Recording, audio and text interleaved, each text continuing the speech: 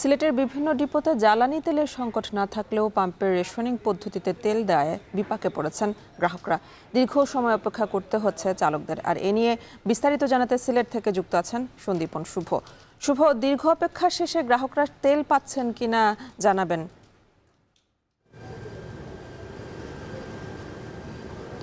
দেখুন, আমরা যেমনটি দেখেছিলাম ঈদের আগে যে দীর্ঘ লাইন বা দীর্ঘ সারি এবং তেলের একটা সংকট, অনেকেই বলছেন এটি কৃত্রিম সংকট, কিন্তু ঈদের পরবর্তীতে কিন্তু এই দৃশ্যপট কিছুটা না অনেকটাই বদলে গেছে। কারণ এখন কিন্তু স্বাভাবিকভাবেই তেল সরবরাহ হচ্ছে, পাশাপাশি কিন্তু ডিপোগুলোতেও তেলের কোনো সংকট নেই, পাশাপাশি পাম্পগুলোতেও আমরা খবর নিয়েছি বা পাম্পগুলোতে আমরা রয়েছি। এখানে কিন্তু স্বাচ্ছন্দ্যেই এখানে শৃঙ্খলাবদ্ধভাবেই কিন্তু সবাই জ্বালানি তেল পাচ্ছেন এবং সবারই চাহিদা মতো তারা পাচ্ছেন।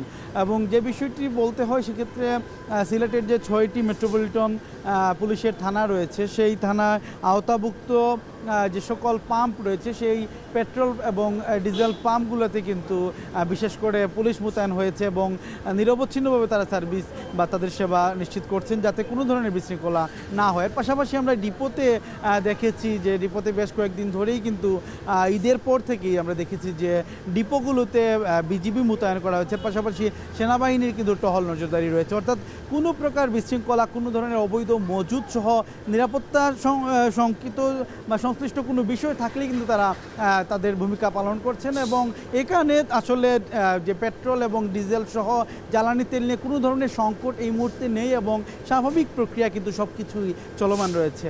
এই ছিল আমার কাছে সিলেটের পেট্রোল পাম্প থেকে সর্বশেষ পরিস্থিতি।